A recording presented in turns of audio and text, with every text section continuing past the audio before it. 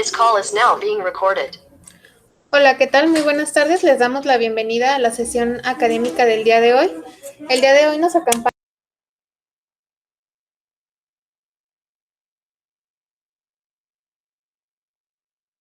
Hola, ¿qué tal? Muy buenas tardes. Les damos la bienvenida a la sesión académica del día de hoy. El día de hoy nos acompaña la doctora Sandra Carlet Azamar Hernández, quien nos va a compartir el tema Cuidados del cuidador, cuidarnos para estar mejor. Bienvenida, doctora, adelante.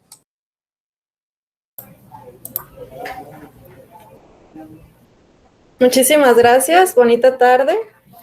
Bueno, pues mi nombre, como ya lo mencionaron, es Carlet Azamar. Soy especialista en anestesiología, en medicina paliativa y en medicina del dolor. Y el día de hoy, pues vamos a ver un tema que se titula Cuidados del cuidador, cuidarnos para cuidar mejor. Me pareció un tema importante a tratar el día de hoy, ya que aquí en el hospital contamos con terapia intensiva neonatal y pues a diario tratamos o vemos a pacientes obstétricas, pacientes embarazadas, que a veces tienen alguna enfermedad previa, alguna enfermedad antes de su embarazo que es grave o que pone en peligro su vida, y que con el embarazo y la resolución de este puede exacerbarse esta enfermedad, y muchas veces, aunque suena difícil, pues estas pacientes pueden morir o pueden continuar con esta enfermedad grave y dejar el cuidado de sus hijos que tienen en casa y sus hijos que nacen en manos de otras personas que se convierten en cuidadoras. Y así también estas mismas mamás que acaban de tener a su bebé pueden tener hijos que nacen con enfermedades también graves que comprometen la vida y que pasan mucho tiempo en la terapia, y entonces también se convierten en cuidadoras. Y pues nosotros como seres humanos no estamos exentos tampoco de llegar a ser cuidadores de alguien, de tener algún familiar cercano a nosotros con una enfermedad que pueda poner en riesgo su vida, y más con el tema ahorita de COVID. Creo que muchos hemos pasado por esta situación y nos convertimos en personas que cuidan. Entonces, pues sí, es importante saber cómo llevar este proceso y cómo ser buenos cuidadores y al mismo tiempo cuidarnos a nosotros. Entonces, quiero iniciar con una frase que dice: ser capaz de prestarse atención a uno mismo es requisito previo para tener la capacidad de prestar atención a los demás. Sentirse a gusto con uno mismo es la condición necesaria para relacionarse con otros. Esto lo dijo Erich Fromm. Y bueno, el diccionario de la Real Academia Española señala que un cuidador o cuidadora es quien cuida a una persona. Así de simple, solo es alguien que cuida a una persona. Desde el enfoque antropológico se ha definido al cuidador como aquella persona que asiste o cuida a otra persona afectada de cualquier tipo de discapacidad o incapacidad que le va a dificultar o impedir desarrollarse de manera normal en sus actividades cotidianas, en sus actividades vitales y en sus relaciones sociales. Tenemos una clasificación muy amplia de lo que es un cuidador. Hay cuidador primario informal, cuidador formal familiar, cuidador primario, cuidador principal, cuidador informal. Pero para fines prácticos y los que nos compete y los que más nos interesa saber, van a ser 3 tipos de cuidadores, que va a ser el cuidador primario, el cuidador formal y el cuidador informal. El cuidador formal va a ser aquellas personas profesionales y responsables de establecimientos especializados, que estos van a recibir alguna formación o alguna capacitación previa para el cuidado de sus pacientes o de la persona que necesita la ayuda. Las personas que son cuidadoras formales van a tener un límite de tiempo establecido en su cuidado y tienen un menor compromiso afectivo que los cuidadores informales. Los cuidadores formales, pues un ejemplo de ellos somos nosotros, los profesionales de la salud, que podemos cuidar a otra persona o cuidar a un paciente, que tenemos una previa capacitación, una previa formación y que nos dedicamos a esto, que tenemos un límite de horario, tenemos horarios establecidos para cuidar a una persona y que generalmente no tenemos o no establecemos lazos como de familia con el paciente. En cuanto al cuidador informal, pues va a ser una persona que no tiene una capacitación o una formación previa. Y estas personas o estos cuidadores no tienen un límite de horario para los cuidados de la persona enferma. Generalmente el cuidado de un cuidador informal es brindado por familiares casi siempre. También pueden ser por amigos o por vecinos o por cualquier otra persona. Y estos, pues como ya dijimos, no tienen un límite de horario y no se ven favorecidos por ningún tipo de compensación monetaria, como es al contrario de un cuidador formal. Los cuidadores formales generalmente sí tenemos un honorario o una remuneración económica. En cuanto a la definición del cuidador primario, la OMS lo define como aquella persona del entorno del enfermo, sea generalmente un familiar, que asume voluntariamente, esto es muy importante, que sea voluntario, el papel de responsable en un sentido amplio y va a estar dispuesto a tomar todas las decisiones por y para el paciente, y también va a ser el responsable de cubrir las necesidades básicas de manera directa o indirecta. Este cuidador primario o principal va a prestar estos cuidados de forma desinteresada, como ya lo dije, generalmente no van a recibir ningún tipo de apoyo económico. Los cuidadores van a tener cierto perfil que se ha establecido y que se ha visto en varios estudios, y se ha visto que la mayoría de estos cuidadores, el 83% más o menos, van a ser mujeres, ya sea hijas, esposas o nueras de la persona enferma o de la persona cuidada. La edad media de estas cuidadoras mujeres va a ser alrededor de 52 años y a veces el 20% más o menos va a superar los 65 años de edad. Esto es importante porque nos damos cuenta que la mayoría de las mujeres van a ser pues de edad avanzada o mayores, que generalmente también estas personas van a necesitar una ayuda o van a necesitar ser cuidadas y se convierten también en cuidadoras. La mayoría de estas cuidadoras van a estar casadas en el 77% de los casos, van a prestar ayuda diaria, o sea, todos los días van a estar con el paciente o con el que necesita ser cuidado en el 85% de los casos, van a compartir el mismo domicilio de la persona que cuidan en el 60% de los casos y no van a recibir ayuda de otras personas también en el 60% de los casos. Esto es importante y en cierta manera también pues alarmante porque nos damos cuenta que más del 50% de los casos las personas cuidadoras van a tener este cuidado de manera solitarias. Y la sustitución del cuidador principal por otros miembros de la familia, ya sea por el papá, por el hermano, por el tío, por los vecinos, por amigos, pues es muy baja, es alrededor del 20%. Entonces, pues nos damos cuenta que en general, pues va a ser siempre por las mujeres. Estos datos pues son importantes porque muestran cómo la composición familiar, las tradiciones, por lo menos en nuestro país, estos valores que tenemos, por lo menos en este país, determinan que en la mayoría de los casos sea una mujer quien deba hacer frente a estas responsabilidades de los cuidados. Y pues en ausencia de apoyos adecuados, de capacitación, de entrenamiento, de información y de un buen autocuidado por parte de la persona que cuida, los cuidadores de hoy, mujeres como ya vimos en su mayoría, pueden llegar a ser los que sean dependientes el día de mañana.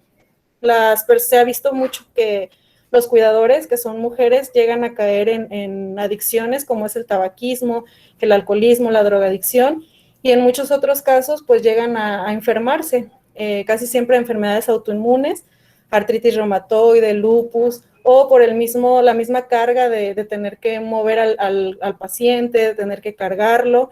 Llegan a tener patologías o enfermedades severas en su columna, ya sea fracturas, radiculopatías, neuropatías, y esto condiciona pues que el cuidador enferme. Y bueno, ¿qué es la familia? Según la OMS, la familia es el grupo de miembros que comparte un hogar, que van a estar emparentados entre sí, ya sea por sangre, por adopción o matrimonio, y por lo tanto se considera como un grupo de pertenencia o permanencia inicial que va a ser esencial en la vida de los individuos.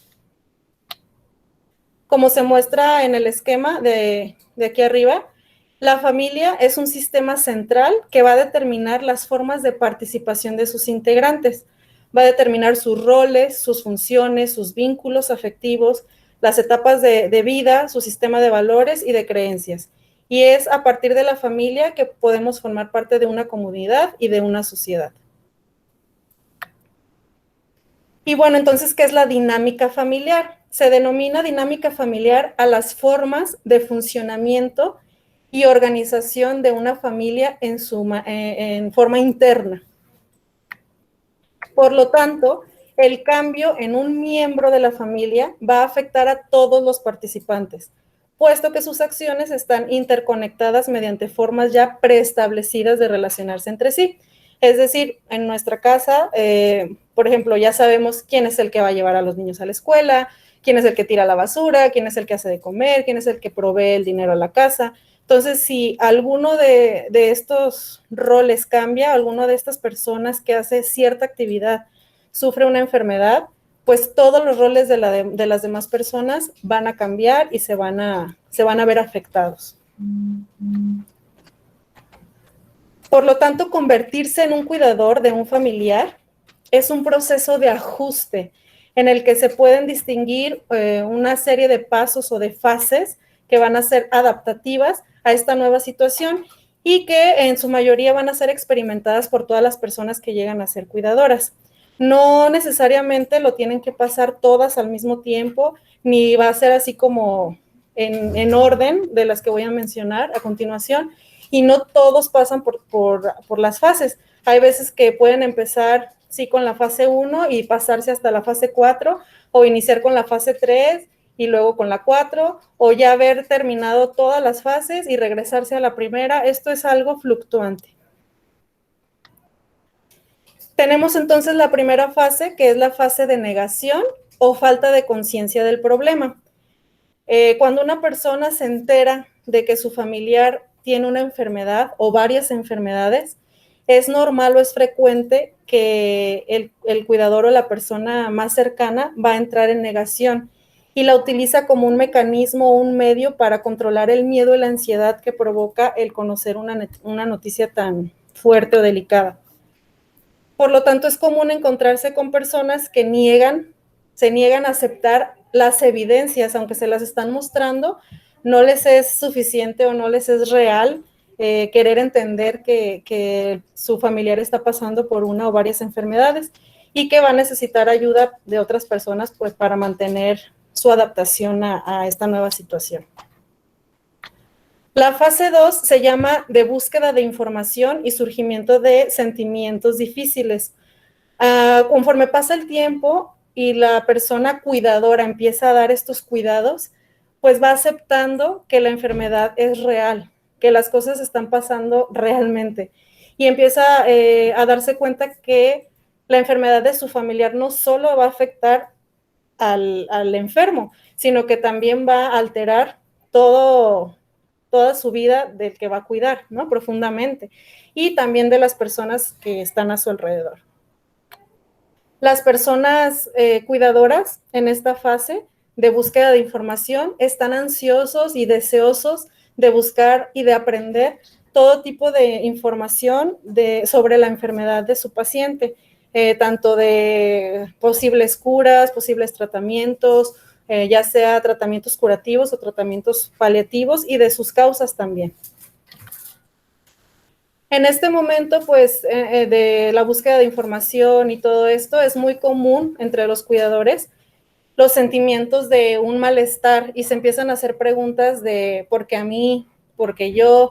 Esto es muy injusto. Sienten un sentimiento profundo de injusticia de por qué a ellos les ha tocado vivir esta situación. El enfado, la rabia, la frustración van a ser sentimientos muy comunes en esta etapa y son respuestas completamente naturales, ya que se siente como una pérdida del control tanto de la vida misma como de la enfermedad de nuestro paciente y de las circunstancias que se van dando. En este punto es muy aconsejable que la persona que cuida tome conciencia y sea que sepa que es natural, que estos sentimientos van a estar surgiendo y que no es algo malo, y que pueda hablar de manera natural y muy sincera de que está sintiendo esto con alguna otra persona de su confianza. La tercera fase se llama reorganización. En esta fase, pues los sentimientos de ira, enfado, frustración y todos estos que no deseamos a veces sentir pueden continuar.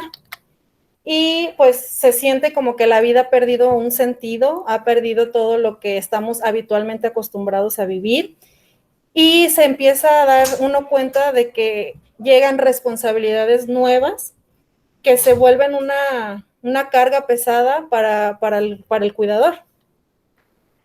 Sin embargo, también en esta fase de reorganización se gana algo de control, se siente un poco más como autosuficiente, se siente un poco más empoderado, ya que al estar buscando en la fase anterior información, al estarse preparando, empiezas a adquirir las herramientas necesarias para poder afrontar adecuadamente la situación de ser un cuidador.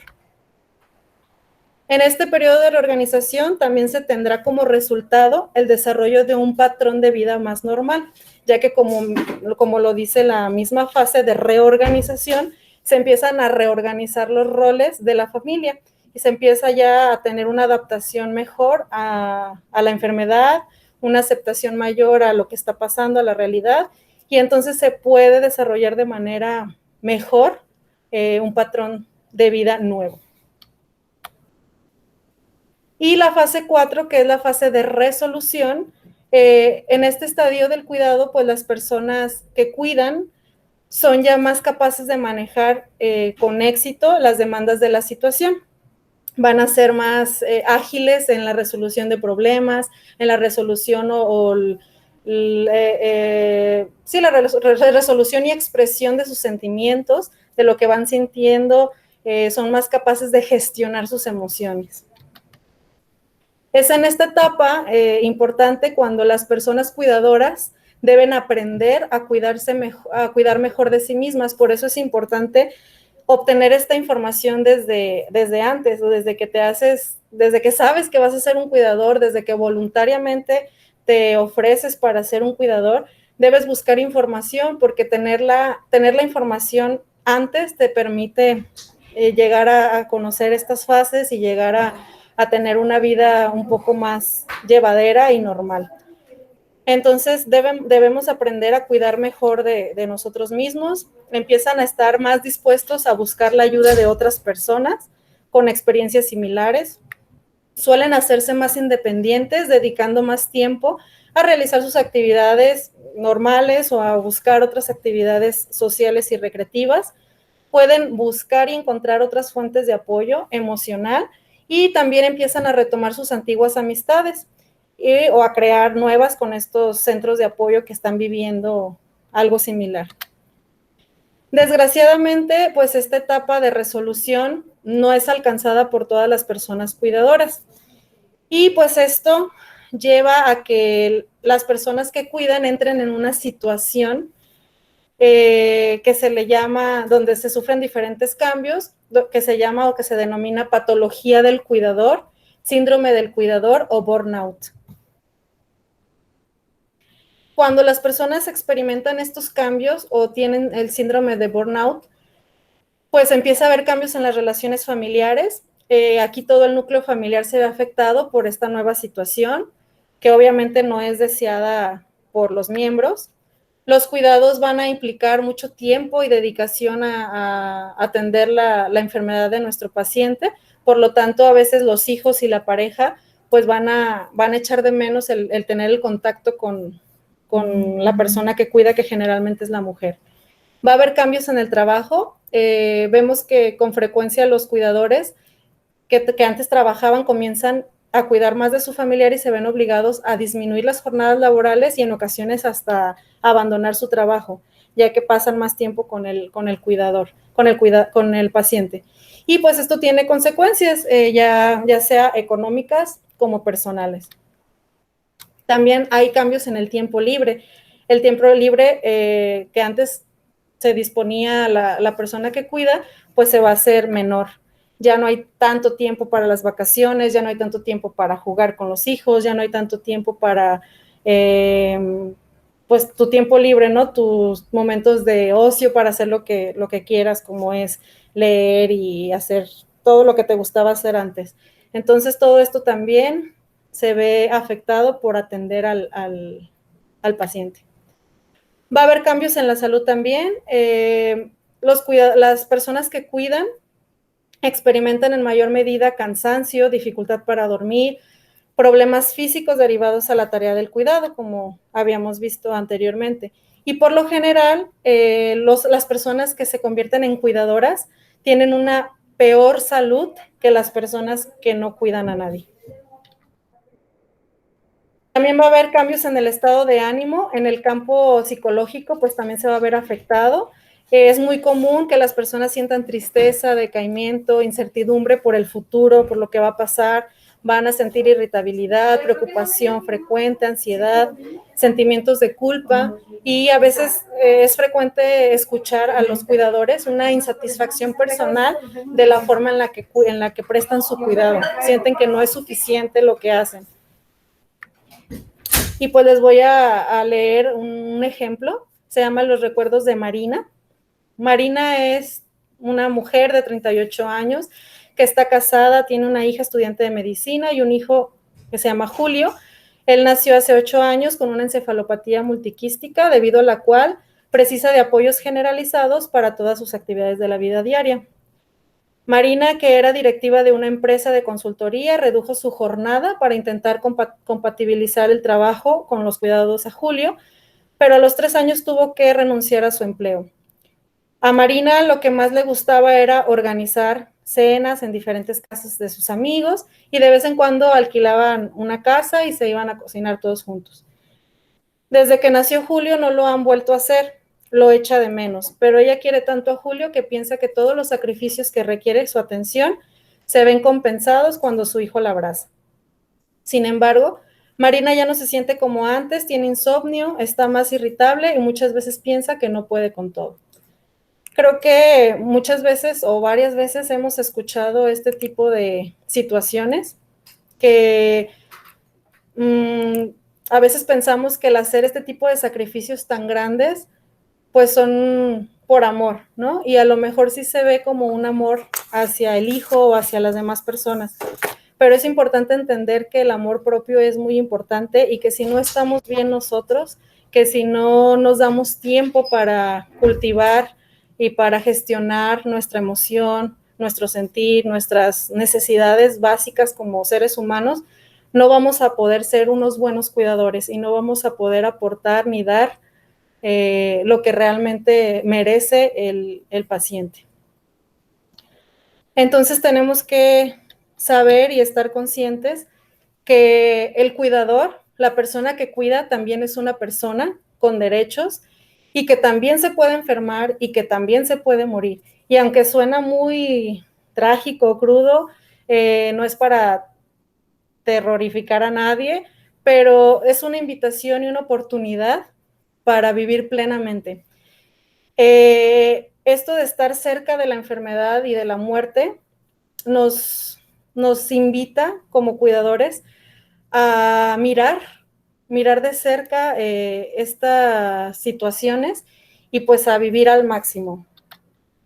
Desde esta realidad de enfermedad y de muerte, pues tenemos que ponernos a pensar en nuestras propias vidas y cómo estamos aprovechando cada minuto, cada segundo, cada día y tratar de tener la sabiduría y la paz, encontrar esta paz y buscar cómo seguir creciendo para lograr realmente un buen vivir. Los cuidadores deben de saber y deben de asumir, deben de aceptar que también tienen derechos y que tienen una responsabilidad muy grande hacia consigo mismas primero y hacia con el paciente.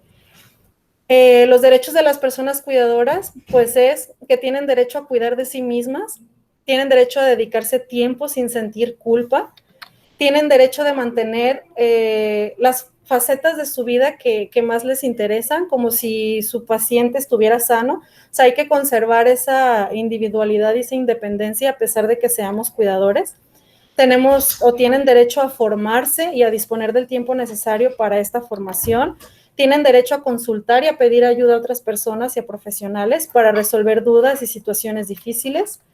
Tienen el derecho a experimentar sentimientos que muchas veces llamamos negativos, como es la tristeza, la rabia o el enfado, por ver enfermo a nuestro paciente o por estarlo perdiendo, por ver que está en una situación que ya no es recuperable.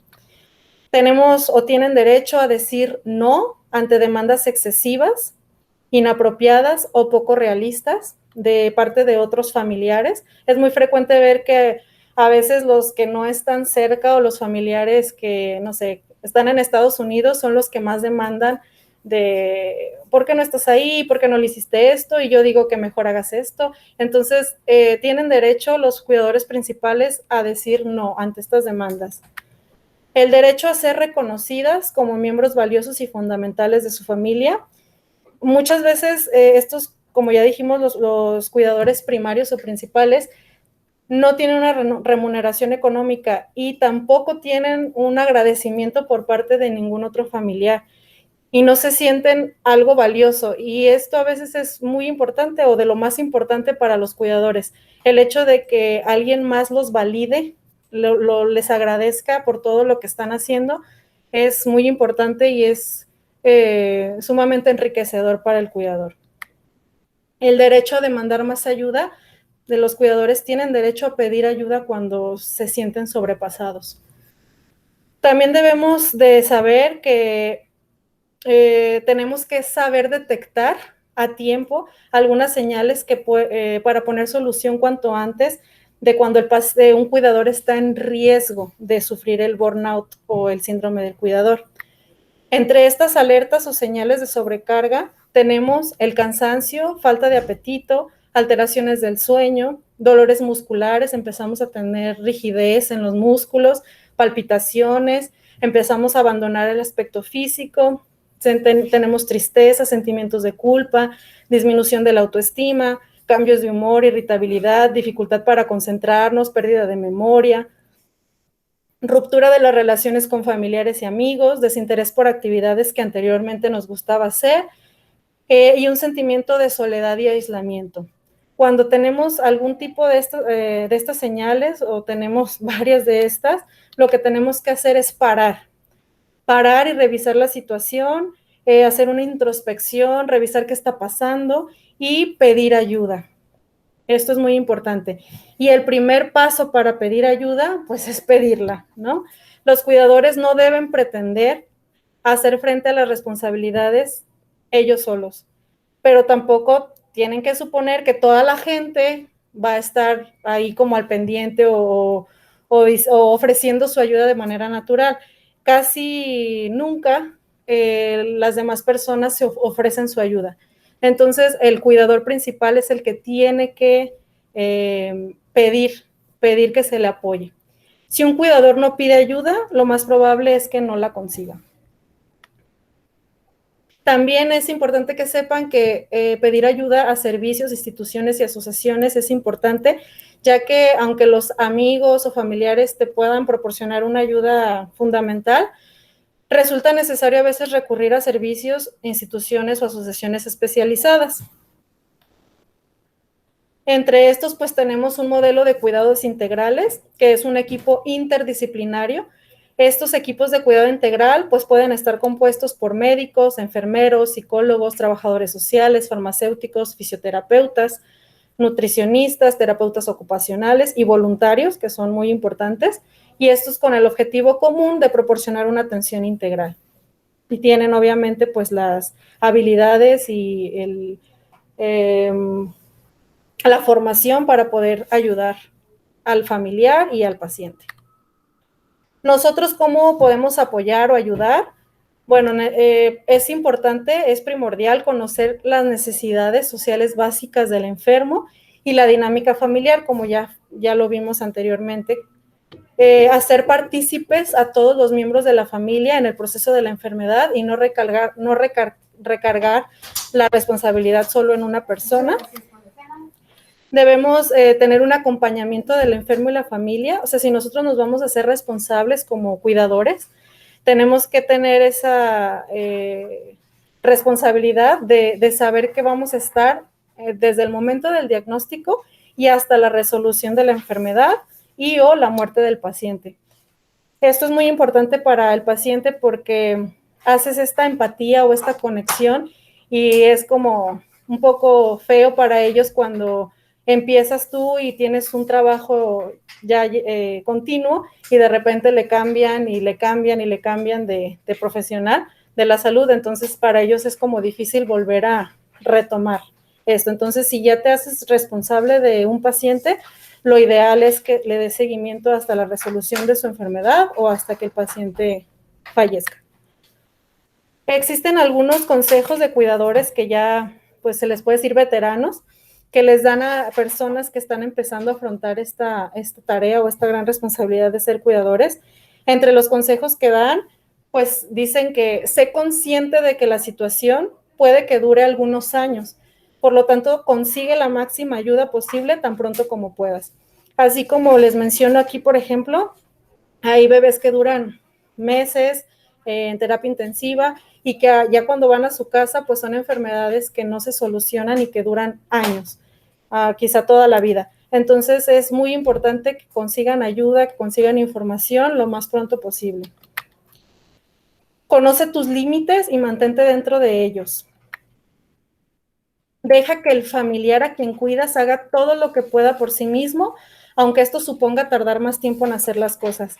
Esto se llama independencia o autonomía del paciente. Siempre debemos respetar la autonomía de nuestro paciente. Si vemos que lo puede hacer, debemos dejar que haga lo más que pueda, sin tratar de desesperarnos, dejarlo, aunque esto se suponga pues perder un poco más de tiempo. Pero esto nos va a ayudar tanto a ellos para que se sientan útiles, para que sientan que todavía pueden hacer algo y a nosotros a despejar un poquito la carga. Haz lo mejor que puedas dentro de tus posibilidades, no te sientas culpable, cuida de tu salud, haz ejercicio y reserva tiempo para tus aficiones. Y bueno, como conclusión, pues a diferencia del cuidador profesional que hace de su profesión cuidadora una elección, como somos nosotros, el cuidador primario, que generalmente va a ser un familiar, se ve obligado muchas veces a cuidar a su familiar afectado sin el soporte, sin preparación y sin formación adecuada.